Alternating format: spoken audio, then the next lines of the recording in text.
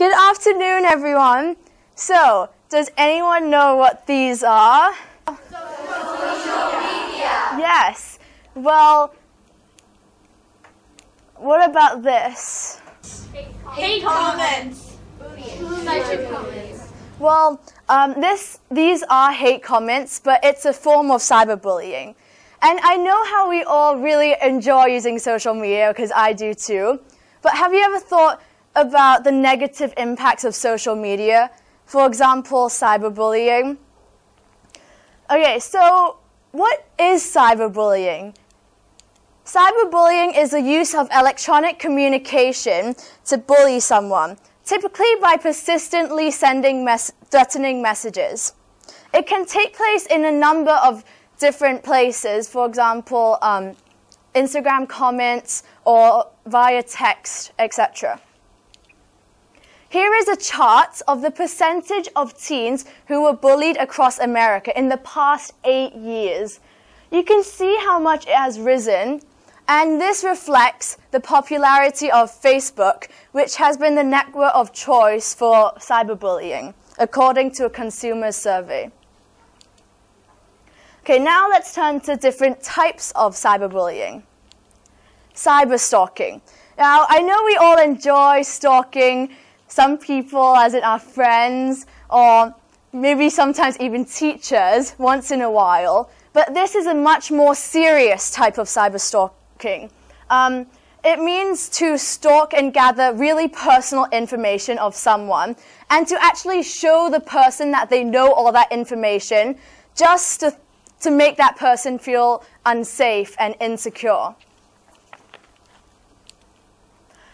Some bullies might use a degradation tactic, which means spreading rumors about someone just for the purpose of damaging that person's reputation. Or flaming, which is a really commonly seen type of cyberbullying, which means the use of offensive language. For example, I can ruin your life, or no one likes you. This is really common because it can happen even between total strangers in a comment section. Harassing means the persistent sending of insulting messages to someone. For example, you have no friends, or you're so weird. And impersonating means that the bully takes on a false identity of someone, so they pretend to be someone else, and they create, for example, a website of that person, posting humiliating or embarrassing content of that person, just so the person will feel humiliated. Okay, so why should we be concerned with cyberbullying? Why would mere words hurt more than actual physical harm to our bodies? So the reason is because, firstly, there's a lack of face-to-face interaction. So this means that children can easily cross the line from joking to actually bullying someone. Secondly, unlike traditional bullying, cyberbullying, when you cyberbully someone, you can remain completely anonymous, which means the victim doesn't know the source of the attacks. Let's say if someone was posting mean stuff about you on the internet, yet you had no idea of who that person was. Wouldn't you feel even more helpless? And anonymity also means that anyone can be a bully, which causes an imbalance of power. Thirdly, the ability to remain anonymous makes the attacker really hard to trace. And fourthly, the ability to almost instantaneously reaching a larger audience will increase the psychological damage of the victim. So let's say someone posted a picture of you, and the caption was, "You're so ugly," and that picture got thousands of likes. How would you feel?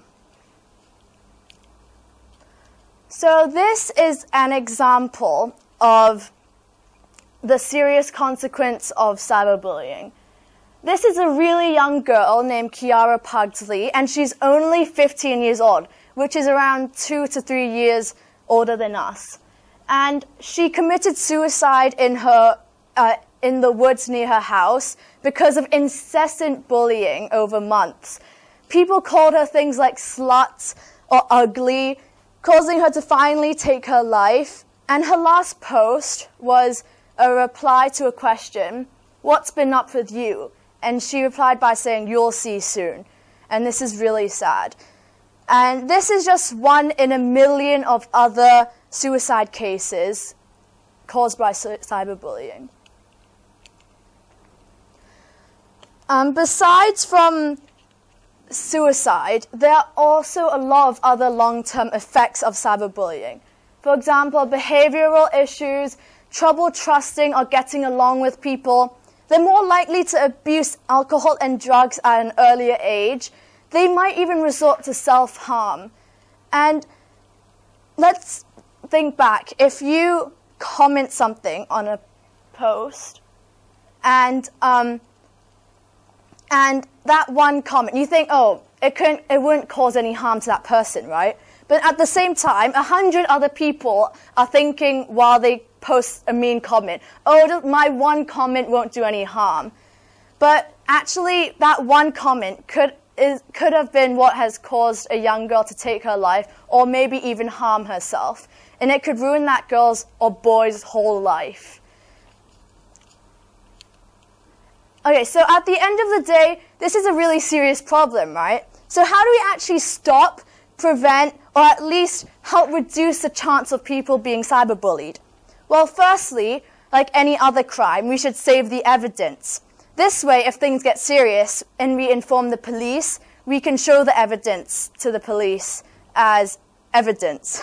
And we should prevent communication with the perpetrator by blocking or reporting that person's account. We can always unplug from our devices. And last but not least, we should stand up against it. I know it may seem hard and it might threaten your social status, but I think that we should all really break through the barrier of fear and stand up for what we believe is right to prevent future cases of suicide or depression or self-harm in adolescents and young teenagers like ourselves. Thank you.